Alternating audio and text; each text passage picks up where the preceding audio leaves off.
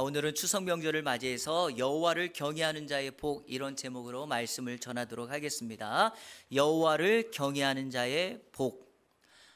오늘은 한국의 대표적인 명절인 추석을 하루 앞둔 주일입니다. 우리 예안의 성도들도 많은 분들이 고향을 방문하고 아마 지금 가족들과 즐겁고 행복한 시간을 보내고 있으며 지금 영상으로 예배하고 있으리라고 생각합니다. 이런 의미에서 이곳에서 예배하는 우리 성도님들, 또 고향에서 영상으로 예배하는 모든 성도님들에게 하나님의 크신 은혜와 평강이 가득하기를 주님의 이름으로 축복합니다. 우리 추석 한가위에 가장 많이 하는 말이 이런 말이 있죠. 더도 말고 덜도 말고 한가위만 같아라. 아마도 한가위를 맞이해서 흩어졌던 가족들이 고향을 모이고 또 부모님 댁에 모여서 서로의 안부를 물으면서 행복하고 기뻐하며 웃으며 즐거운 이 시간이 평생에 계속되기를 염원하는 마음으로 아마 이런 말을 하였을 것입니다. 이렇게 즐겁고 행복한 말을 덕담으로 주고받곤 하지만 우리나라 상황이 참 녹록하지 않습니다. 가족들 간에 잘 모여지지를 않고 있고요. 모이기만 하면 크고 작은 문제, 다툼으로 싸우고 있습니다. 그래서 요즘 참 특이한 현상 가운데 하나가 뭐냐? 명절 때 고향을 방문하지 않는다는 거예요. 때마침 이번처럼 추석 명절이 길게 되면 많은 사람들은, 젊은 사람들은 여행이나 쉼을 선택한다고 합니다. 그리고 이런 현상을 반영이라도 하듯이 우리나라 항공업계나 여행 관련 회사들은 이번 추석이 1년 중에 최고의 호황을 누릴 것이라고 예상하고 있으니 이런 것들은 사회적으로 보면 매우 당연한 현상이라고 할 수 있습니다. 근데 성도 여러분, 이런 사회적인 당연한 현상이 우리 크리스찬들에게도 당연한 현상으로 적용될까요? 저는 그렇지 않다고 생각합니다. 성도들은 세상의 관점, 세상의 길과 다르게 가는 사람들입니다. 세상이 쫓아가는 방식, 세상의 길을 따라가지 않습니다.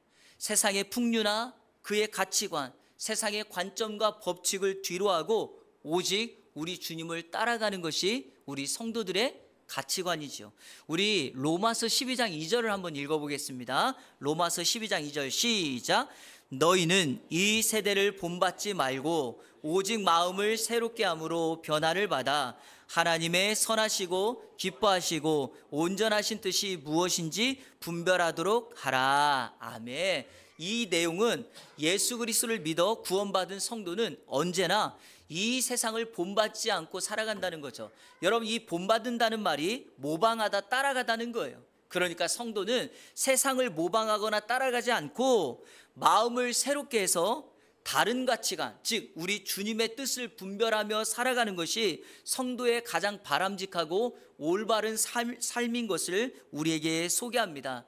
이런 맥락에서 오늘 예배하는 우리 모든 성도님들에게 하나님의 뜻을 따라 하나님이 주시는 은혜를 구하며 살아가는 귀한 은혜가 있기를 주님의 이름으로 축복합니다. 그럼 여러분, 세상을 따르지 않고 하나님의 뜻을 따라가는 가장 좋은 방법이 무엇일까요? 오늘 우리가 읽은 시편 128편이 그것을 소개합니다. 그 방법을 한마디, 한 단어로 말하면 여호와를 경외하는 것이다. 한번 따라 볼까요? 여호와를 경외하는 것. 내가 그리스도인으로서 평생에 예수 그리스도를 따라가고 그리고 하나님의 뜻을 쫓아갈 수 있는 가장 좋은 방법은 하나님을 경외하는 것이다 라는 것입니다. 그래서 오늘 저는 여호와를 경외하는 자, 여호와를 경외하는 가정, 이런 중심으로 말씀을 전하고 싶은데요, 우리가 여호와를 경외하는 그때 하나님은 우리를 지키시고 보호하시고 하나님을 온전히 따라가게 할 줄로 믿습니다. 그래서 오늘 말씀 두 가지로 정리할 거예요. 첫 번째는 여호와를 경외하는 것이 하나님의 뜻을 따라가는 건데, 그럼 여호와를 경외하는 방법은 무엇이며 여호와를 경외하는 자에게 주시는 하나님의 복은 무엇일까? 자, 먼저 여호와를 경외하는 방법이 있습니다. 오늘 성경 1절은 그것을 우리에게 자세하게 알려줍니다. 자, 우리 1절 다 같이 읽겠습니다. 시작. 여호와를 경외하며 그의 길을 걷는 자마다 복이 있도다. 아멘. 여호와를 경외한다는 말과 그의 길을 걷는 자, 이것을 같은 것으로 설명하고 있습니다. 그 얘기를 걷는다는 의미가 뭘까요? 우리 이 1절을 쉬운 성경으로 한번 읽을 텐데 제목부터 같이 한번 쭉 읽어볼게요. 이 시편 128편을 쉬운 성경으로 읽으면 이 시편 128편이 무엇을 주제로 하고 있는지 알 수가 있습니다. 자, 우리 같이 읽겠습니다. 시작. 행복한 집, 예배드리러 올라가는 자의 노래, 여호와를 공경하고 두려워하는 자는 복 있는 사람입니다. 그분의 말씀대로 사는 자는 복 있는 사람입니다. 아멘. 자, 여호와를 경외하는 것을 뭐로 표현했죠? 그분의 말씀대로 사는 것. 성도 여러분, 여호와를 경외하기 위하여 그분의 말씀을 쫓아 살아가면 여러분은 행복한 인생이 될 것이며 그렇게 살아가는 여러분의 가정은 행복한 집이 될 줄로 믿습니다. 그래서 시편 128편을 쉬운 성경은 행복한 집이라는 제목을 단 것입니다. 자, 그러니까 저와 여러분의 가정이, 저와 여러분의 인생이 행복한 인생, 행복한 가정이 되기를 원한다면 시편 128편대로 여호와를 경외하는 것, 즉 그분의 말씀대로 따라가면 우리의 가정은 하나님의 복을 받아 행복한 가정이 될 것이다. 자, 그러면 궁금한 게 한 가지 있습니다. 그분의 말씀을 따른다는 의미가 뭘까요? 제가 성경 두 구절을 여러분에게 알려드리겠습니다. 첫 번째, 요한복음 3장 16절입니다. 같이 한번 읽어볼까요? 시작. 하나님이 세상을 이처럼 사랑하사 독생자를 주셨으니 이는 그를 믿는 자마다 멸망하지 않고 영생을 얻게 하려 하심이라. 아멘. 하나님이 우리에게 주신 말씀, 그분의 말씀을 우리가 쫓아 살아가야 될 것 무엇입니까? 예수 그리스도 그 독생자를 믿는 자는 멸망하지 않고 영생을 얻는다는 이 말씀을 믿고 아멘으로 받아 따라가는 삶, 그러면 우리는 여호와를 경외하며 하나님이 주시는 복을 받게 될 줄로 믿습니다. 우리 요한복음 1장 12절 같이 읽겠습니다. 시작. 영접하는 자, 곧 그 이름을 믿는 자들에게는 하나님의 자녀가 되는, 아멘. 예수 그리스도를 믿고 영접할 때 우리가 누가 된다? 하나님의 자녀가 된다. 성도 여러분, 하나님의 자녀가 되면 마땅히 아버지 하나님의 길을 따라가게 됩니다. 이것이 우리 인생의 최고의 복이다 말할 수 있고, 이것이 예수 그리스도를 믿고 살아가는 것이 여호와를 경외하는 최고의 방법이다라는 것입니다. 여러분, 언제나 여호와를 경외하고 하나님의 말씀을 따라가는 인생은요, 말씀에 능력이 있고 소망이 있고 생명이 있음을 확신합니다. 그러니까 하나님의 자녀로서 내 아버지의 말씀을 마땅히 따라가고 지킨다는 것은 내가 여호와를 경외하고 있다는 세상의 표징이 될 줄로 믿습니다. 하나님은 이런 사람들에게 반드시 복이라는 것을 주십니다. 이번 추석 명절을 앞둔 우리 이 안의 모든 성도님들에게 오늘 128편의 시편 128편의 복이 임하기를 주님의 이름으로 축원합니다. 자, 그러면 그 복 무엇일까요? 여호와를 경외하는 자에게 주시는 복, 행복한 하나님의 말씀을 따라 행복한 집을 만들어가는 가정과 인생에게 주시는 네 가지의 복, 네 가지의 영역을 통하여서 주시는 복입니다. 그 복을 찾아보겠습니다. 첫째로, 손이 수고한 대로 먹게 될 것입니다. 한번 따라 볼까요? 손이 수고한 대로 먹게 될 것이다. 자, 우리 2절 말씀 같이 읽겠습니다. 시작. 내가 내 손이 수고한 대로 먹을 것이라. 내가 복되고 형통하리라. 아멘. 먹을 양식을 위하여 수고하는 곳 어디입니까? 일터죠. 그래서 이 첫 번째 복은 바로 일터, 직장, 회사, 사업장의 복의 영역입니다. 사랑하는 예안의 성도 여러분, 하나님이 저와 여러분에게 먹을 양식을 얻기 위하여 일할 수 있는 일터에 하나님이 복을 주신다라고 말씀합니다. 손이 수고한 대로 먹는 것이 하나님의 복인 것을 믿으십니까? 왜냐하면 우리 인생이 그러합니다. 하나님의 도우심과 보살핌이 없이는 하루도 살 수 없고, 특별히 우리는 이것을 실제적으로 몸소 경험할 때가 매우 많습니다. 지금까지 우리나라에 있었던 대표적인 큰 어려움을 보면 알 수가 있죠. 여러분, IMF를 만날 것이라고 누가 상상이나 했겠습니까? 우리나라가 경제 성장을 이루고 있을 그때 이런 경제 위기가 왔죠. 얼마 전에 있었던 코로나 팬데믹을 우리가 만날 거라고 예상했겠습니까? 우리는 우리의 삶을 위하여 사업장을 넓혔고 일터를 확장했으며 남들보다 더 많이 수고했습니다. 하지만 이런 어려움을 만나자 하루아침에 우리 인생이 넘어지고 쓰러지게 된 것을 볼 수 있습니다. 그래서 우리는 이렇게 고백하는 거예요. 내가 아무리 수고하고 충성한다 할지라도 하나님의 도움이 없이는 안 된다라는 것을 고백하여, 특별히 성도들이 일터에서 어떻게 해야 되는가? 나의 맡겨진 일에 최선을 다하여 충성하면서 동시에 뭐 하는 거죠? 하나님 앞에 도와달라고, 은혜를 달라고, 도움을 구하는 기도를 하는 것입니다. 왜냐하면 우리 삶의 모든 것들은 하나님의 손에 있기 때문에 그러합니다.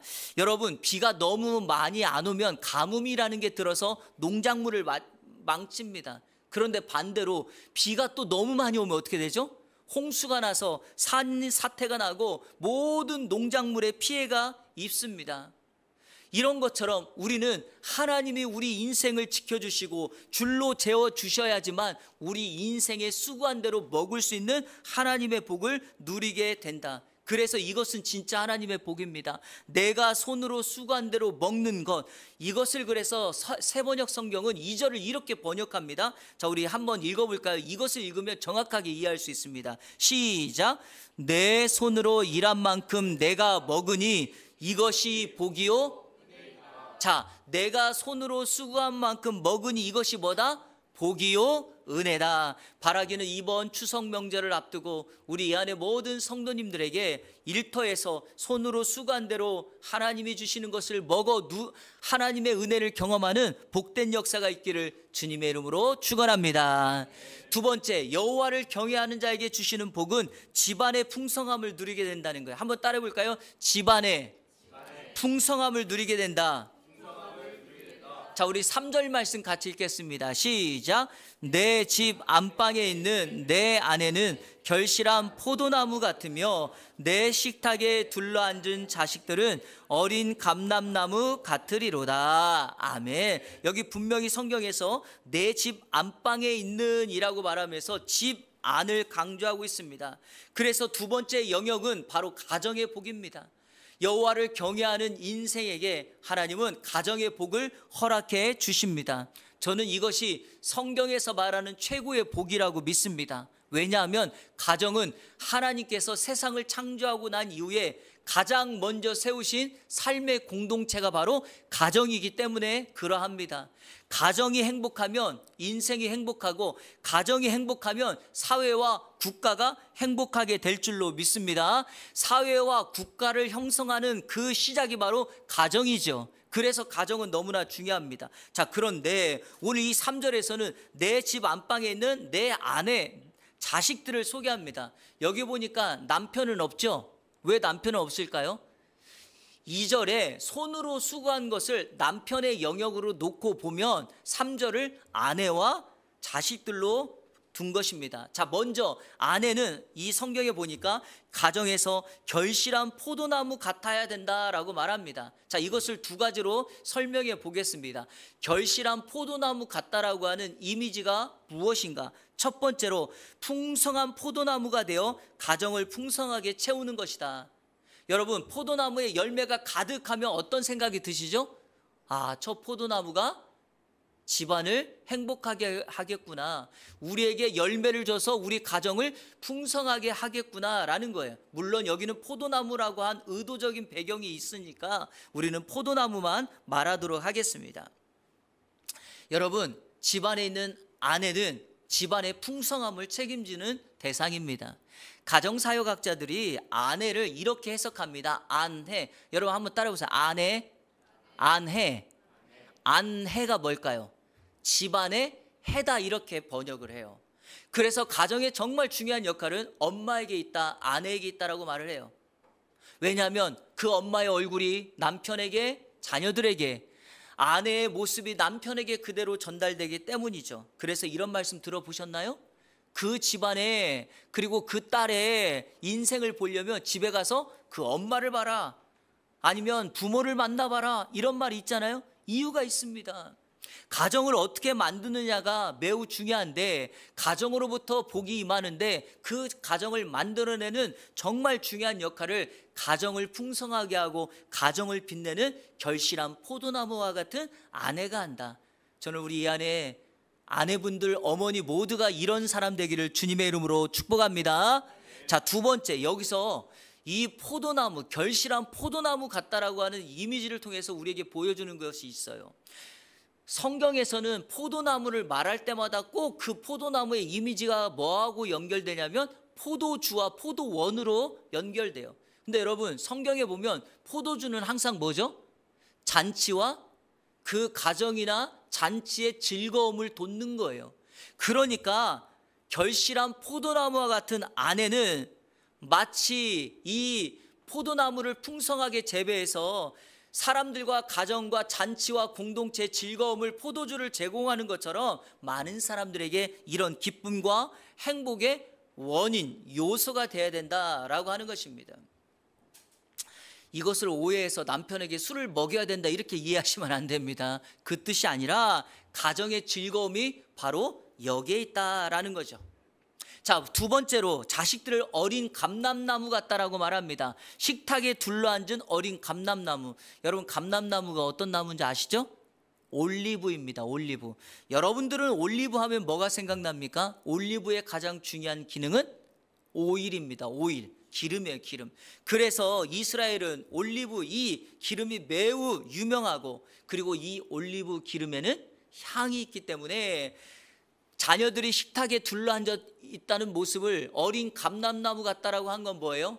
엄마는 엄마의 역할을 통하여 자식들은 식탁에 둘러앉아 마치 올리브유에서 나오는 향기로운 기름처럼, 그리고 그 기름을 통하여 맛을 내는 것처럼 그 자녀들이 각자의 역할을 통하여 그 하나님의 복을 누리며 사람들에게 기쁨을 준다라고 하는 의미예요. 여러분, 이처럼 큰 가정의 행복, 가정의 축복이 어디 있습니까? 이런 가정의 축복은 여호와를 경외하는 인생에게 주어지는 하나님의 결과물입니다. 세상에서 아무리 성공하고 높은 위치에 있어도, 돈이 많아도 가정이 불행하고 가정이 행복하지 않으면 결코 행복한 인생이다 말할 수 없습니다. 하지만 이거를 조금만 반대로 뒤집어 놓고 생각해 보세요. 남들보다 조금 더디 가는 인생이라도, 남들보다 더 많이 가지지 못했을지라도, 남들보다 더 높은 위치에 못 올랐을지라도 가정이 행복하고 하나님이 원하는 가정으로 만들어가는 여호와를 경외하는 가정이 된다면 그 가정, 진짜 그 가정의 구성원 모두 다 성공한 인생이자 하나님의 복을 받아 누리는 행복한 가정이 될 줄로 믿습니다. 이번 이 추석에 우리 이 안에 성도님들의 모든 가정이 이렇게 행복한 여호와를 경외하는 가정이 되기를 주님의 이름으로 축원합니다. 세 번째, 여호와를 경외하는 자에게 주시는 복이 뭐냐? 예루살렘의 번영을 보게 될 것이다 라는 거예요. 한번 따라 볼까요? 예루살렘의 번영을 볼 것이다. 자, 우리 5절 다 같이 읽겠습니다. 5절 시작. 여호와께서 시온에서 내게 복을 주실지어다. 아멘. 예루살렘은 이스라엘의 수도입니다. 중심지입니다. 그리고 이스라엘을 구성하고 있는 사회 국가를 의미합니다. 그래서 여호와를 경외하는 자에게 주시는 그 복의 세 번째 영역은 바로 사회 국가의 평안입니다. 여러분, 이 나라 이 민족의 평안을 누가 만들어낼 수 있을까요? 그 출발은 그리스도인입니다. 왜냐? 성경은 성도를 이렇게 말합니다. 성도들은 세상의 빛이요 세상의 소금이다. 세상의 어둠을 빛내고 세상에 맛이 나지 않는 그 공동체의 맛을 나게 하는 것은 바로 그리스도인 성도라고 말합니다. 그래서 우리들이 살아갈 영역은 바로 세상이고, 그 세상을 변화시켜 그 세상을 아름답게 하나님의 문화로 만들어내는 것이다 라는 것입니다. 그 일을 여호와를 경외하는 사람에게 주시는 하나님의 사명이다 라고 말합니다. 한국교회가 급속도로 성장했다가 지금 급속도로 추락하고 있는 그 원인은 다른 데 있지 않아요. 그리스도인에게 있습니다. 교회를 어렵게 하고 공격했던 많은 사람들도 있겠지만 그들을 탓할 필요가 없어요. 그 원인 우리 자신에게 두어야 합니다. 왜냐하면 하나님은 성도들에게, 그리스도인들에게 이 세상을 변화시키며 모든 민족을 변화시키라고 사명을 주셨기 때문이죠. 한 가지 한번 드리고 싶은 말씀이 있는데요. 예수님을 믿는 사람들을 뭐라고 부르죠? 크리스찬, 그리스도인이다 이렇게 불러요. 여러분, 이 그리스도인이라는 말이 처음으로 불려진 게 어딘지 아십니까? 사도행전의 교회가 세워졌을 때 어머니 교회라고 불리우고 대형 교회를 이루었던 예루살렘 지역에 세워진 예루살렘 교회가 있었어요. 놀라운 사실은 그 교회가 영향력도 있었고 첫 번째로 세워진 교회로서 많은 역할을 했지만 예루살렘 교회의 성도들을 가리켜서 그리스도인이라고 불려지지 않았습니다. 예루살렘 교회가 핍박이 일어났을 때 흩어졌던 많은 사람들이 여러 곳으로 흩어져서 안디옥이라고 하는 지역에 딱 도착했는데 거기서 복음을 전하기 시작해서 목회자도 없었고 선교사도 없었는데 안디옥이라고 하는 지역에 교회가 세워졌어요. 그래서 예루살렘 교회가 그 소식을 듣고 바나바라고 하는 사람을 그곳에 목회자로 파송해서 바나바가 그곳에 안디옥에 가서 목회를 하는데 성경을 보니까 사도행전 11장 24절에 바나바를 그는 착한 사람이다 이렇게 소개하면서 안디옥 교회가 점점점 성장하기 시작하더니 그 안디옥 교회 성도들을 사람들이 이렇게 부르는 거예요. 그 사람들을 보면서 너희들은 그리스도이다라고 이방 교회에 불려졌던 겁니다. 자, 그럼 어떻게 이 안디옥 교회는 그렇게 불려졌을까요? 이유가 있습니다. 안디옥 교회 성도들은 고난 중에 있었습니다. 인생의 핍박 그리고 정말 결핍 많은 것들이 힘든 상황이 있었지만 그들이 예수 그리스도를 믿고 나니까 자신의 삶보다는 자신보다 더 연약하고 가난하고 아파하고 힘들어하고 있는 그 예수 믿지 않는 사람들을 돕고 섬기기 시작합니다. 심지어는 자기들도 어렵지만 세상에 큰 흉년이 일어서 자기에게 목회자를 파송했던 예루살렘 교회를 돕기 위하여 이 안디옥 교회가 구제 헌금까지도 모으는 그 일들을 합니다. 그랬더니 그리스도인들이 아니라 예수 믿지를 않는 불신자들이 안디옥 교회 성도들을 보면서 이렇게 말하는 거예요. 너희들은 그리스도인이다 이렇게 말하는 거예요. 그리스도인, 크리스찬 무슨 뜻이에요? 그리스도와 같은 모습을 하고 있는 사람, 작은 예수라는 것입니다. 왜냐하면 불신자들이 보기에도 세상 사람들이 보기에도 예수 믿는 안디옥 교회 성도들이 예수님과 똑같고 그리스도의 말씀처럼 살아가는 모습을 보면서 그리스도인이라고 부른 거죠. 여러분, 이 세상을 섬기고 여호와를 경외하는 우리가 세상의 평안을 만들 수 있는 방법이 바로 여기에 있습니다. 우리가 작은 예수가 되어서 그리스도인이 되어서 세상을 섬기며 나아갈 때 이 사회 이 나라는 진정 하나님의 복을 누리며 평안을 누리는 이 나라 이 민족 될 줄로 믿습니다. 바로 저와 여러분이 그 일을 감당하기를 주님의 이름으로 축복합니다. 마지막 네 번째, 여호와를 경외하는 자에게 주시는 복, 자식의 자식을 볼 것입니다. 한번 따라 볼까요? 자식의 자식을 볼 것이다. 자, 우리 6절 말씀 다 같이 읽겠습니다. 시작. 내 자식의 자식을 볼지어다 이스라엘에게 평강이 있을지로다. 아멘. 이거는 개인의 영역이에요. 자, 지금까지 제가 세 영역을 말했고 마지막 개인의 영역을 말했죠. 첫 번째 영역이 어디였습니까? 일터. 두 번째는요? 가정. 세 번째는요? 사회와 국가. 마지막에 여호와를 경외하는 개인의 인생에게 주시는 하나님의 복은 자식의 자식을 볼 것이다. 우리는 이것을 뭐라고 불러요? 장수의 복이다라고 말을 해요. 여러분, 자식의 자식을 보려면 내가 어떻게 됩니까? 오래 살아야 되죠. 그래서 여호와를 경외하는 인생에게 장수의 복을 허락하십니다. 그런데 이 장수의 복을 말할 때 우리가 기억해야 될 것이 있어요. 아프면서 오래 살면 복이 아니라 또 다른 어려움과 고통일 수 있잖아요. 그래서 6절은 이렇게 말합니다. 내 자식의 자식을 볼지어다 이스라엘에 뭐가 있다? 평강이 있을지어다. 그래서 여러분, 평강 안에서 누리는 장수의 복, 평강이라고 하는 말은 샬롬으로 하나님과의 관계 속에서 누리는 평안함입니다. 바로 이 여호와를 경외하는 인생에게 하나님이 주시는 복은 바로 장수, 평안의 장수의 복입니다. 말씀을 정리하면서 예전에 제가 샬롬과 관련되어서 한번 드렸던 말씀이 있죠. 한 목사님이 목사가 된 이야기를 말씀드리지 않았습니까? 옛날 가난한 마포의 산동네에 한 청소년이 살고 있었습니다.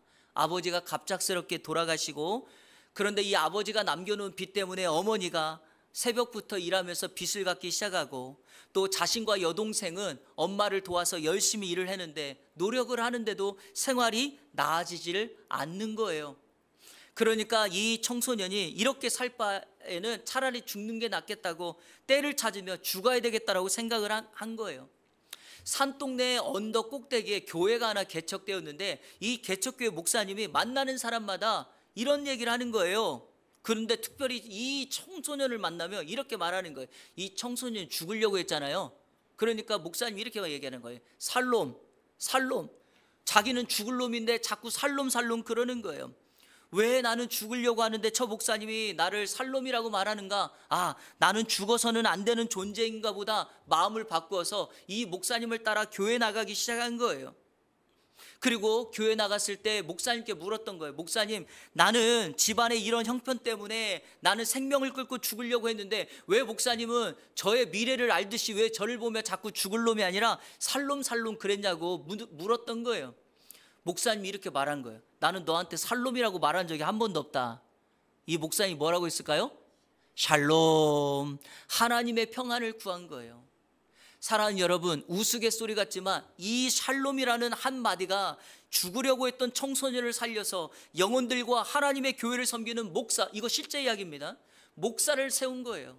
여러분, 하나님의 평안 샬롬은 한 인생을 세우고 한 인생을 완전히 뒤집어 놓을 수 있는 은혜가 있습니다.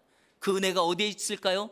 여호와를 경외함으로 출발합니다. 사랑하는 여러분, 이번 추석 명절에 여호와를 경외함으로 여러분만이 아니라 여러분의 일터, 이 나라와 민족, 그리고 특별히 우리의 살아가고 있는 삶의 모든 영역 가운데 하나님의 평안이 임하여, 특별히 이번 추석 명절에 예수님을 알지 못하는 우리의 사랑하는 가족들에게 하나님의 평안 샬롬을 구하며 그 영혼들을 주님께로 인도하는 전도자의 삶을 살아가는 저와 여러분, 우리 이 안에 모든 성도님들, 여러분의 가정이 되기를 우리 주 예수 그리스도의 이름으로 축원합니다. 우리 시간에 다 같이 한번 합심하여 기도하겠습니다. 여러분, 여호와를 경외하는 것은 하나님의 말씀을 따라 예수 그리스도를 믿어 하나님의 자녀가 될 때입니다. 그리고 여러분, 이렇게 하나님의 자녀가 되어 여호와를 경외하면 우리에게 하나님의 복이 임합니다. 일터의 복을 받을 것입니다. 가정의 복을 받을 것입니다. 이 사회와 국가가 우리 크리스찬들로 말미암아 하늘의 복을 받을 것입니다. 그리고 하나님께서 우리 개인에게 주시는 하늘의 복이 있습니다. 이번 추석부터 시작하여 4분기를 시작하는 이 즈음에 하늘의 복이 우리 가운데 임하기를 위하여 기도하시고, 특별히 이번 추석 명절에 예수를 믿지 않는 우리의 사랑하는 형제 가족들을 위하여 기도하시고, 눈물로 기도하시고, 그들을 주님께로 인도할 수 있는 은혜를 달라고 기도하시고, 무엇보다도 이 샬롬의 평안의 복이 우리가 속해 있는 이 지역과 이 나라 이 민족 가운데 임하여 이 대한민국이 선교사님의 눈물과 피값으로 세워진, 다시 한번 살게 된 이 나라가 제2의 부흥기를 맞이할 수 있는 은혜를 달라고 기도하겠습니다. 우리 시간에 이 세 가지를 놓고 다 같이 합심하여 기도하며 나갑니다. 기도하겠습니다. 좋으신 아버지 하나님, 감사합니다. 오늘 말씀을 통하여 여호와를 경외하는 자의 복을 살펴보았습니다. 추석 명절을 앞두고 우리가 어떻게 여호와를 경외할 수 있을까? 그의 말씀을 따라가는 것이며, 그의 말씀은 예수 그리스도 그분을 믿고 영접했을 때 우리에게 주시는 하나님의 자녀 구원의 역사를 경험하는 것이라고 말하였습니다. 예수를 믿어 변화된 우리가 여호와를 경외하며 살아갈 수 있도록 인도하여 주옵소서. 우리 안에 사랑하는 성도들, 여호와를 경외함으로 하나님이 주시는 복을 받아 누리게 하여 주옵소서. 하나님, 일터의 사업장의 복을 허락하여 주옵소서. 가정의 복을 허락하여 주시옵소서. 이 나라와 이 민족 가운데 하나님의 복을 허락하여 주시고, 우리 개인에게도 하나님의 복을 주셔서 오늘 말씀 그대로의 역사가 임할 수 있도록 인도하여 주시옵소서. 특별히 하나님, 추석을 맞이하여 우리가 가족들을 만났는데 우리 가족들 가운데, 형제들 가운데 아직도 예수님을 믿지 않는 사람들이 있습니까? 이번 명절은 예수 그리스도를 소개하고 전할 수 있고 복음을 전하는 기회가 될 수 있도록 인도하여 주옵소서. 그들의 영혼을 건져내며 그들의 영혼을 살려낼 수 있는 은혜가 임하게 하여 주시고, 우리로 말미암아 하늘의 은혜를 경험케 하여 주옵소서.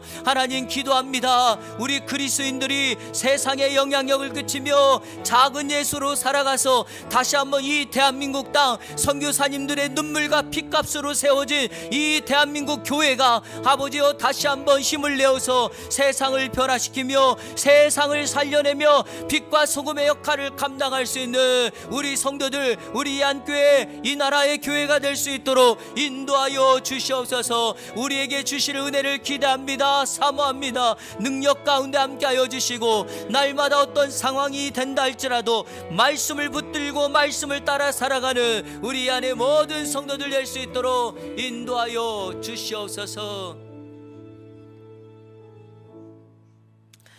하나님 아버지, 여호와를 경외하는 방법은 그분의 말씀을 따라가는 것이며 그분이 우리에게 주시는 말씀은 독생자 예수 그리스도를 믿어 멸망이 아니라 영생의 자리, 하나님의 자녀가 되는 것이라고 하였습니다. 예수를 믿어 구원받은 우리가 하나님의 자녀가 되어서 주님 다시 오시는 그날까지 평생에 여호와를 경외하며 살아갈 수 있도록 인도하여 주옵소서. 여호와를 경외하는 자에게 사업장의 복을 주시며 가정의 복을 주시며 이 나라 민족의 복을 주시며 우리 개인에게 복을 주신다 하였사오니 이 복을 이번 추석 명절에 이후 4분기 동안에 하늘의 복을 경험할 수 있는 모든 성도들이 되게 하여 주옵소서. 특별히 기도합니다. 이번 추석 명절에 예수 믿지 않는 우리 형제 자매들 가족들이 있다며 예수 그리스도를 전할 수 있는 최고의 시간이 될 수 있도록 인도하여 주옵소서. 예수 그리스도의 이름으로 기도하옵나이다. 아멘.